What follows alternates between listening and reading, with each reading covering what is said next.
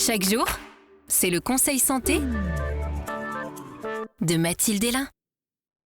Alors faire pipi sous la douche, ça peut effectivement être un bon conseil écologique, mais c'est pas forcément un bon conseil pour la santé, et particulièrement pour la santé des femmes. Pourquoi? Parce qu'en fait, le cerveau peut avoir tendance à créer des associations.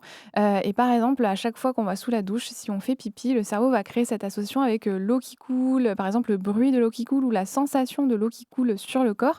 Et le fait de faire pipi.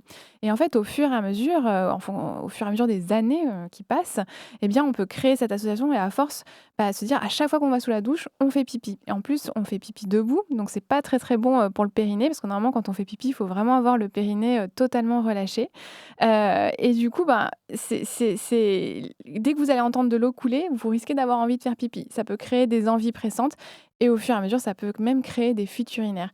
C'est un peu comme, ces femmes, ça arrive très souvent, hein, les femmes, moi, ma maman, quand j'étais petite, dès qu'on allait faire un long trajet en voiture, elle me disait: «Va faire pipi quand même parce qu'on va pas s'arrêter à la première aire de repos». Mais finalement, ça non plus, c'est pas un bon conseil parce que sinon, à chaque fois qu'on arrive chez soi ou à chaque fois qu'on part de chez soi, inconsciemment, on a envie de faire pipi et ça crée en fait ces envies qui sont pas forcément, bonnes, hein. C'est pas, l'envie de quand la vessie est pleine, on va faire pipi. C'est l'envie, comme on part de chez soi ou comme on rentre chez soi, ça crée des envies pressantes. Donc bon pour l'écologie, mais pas bon pour le corps de la femme.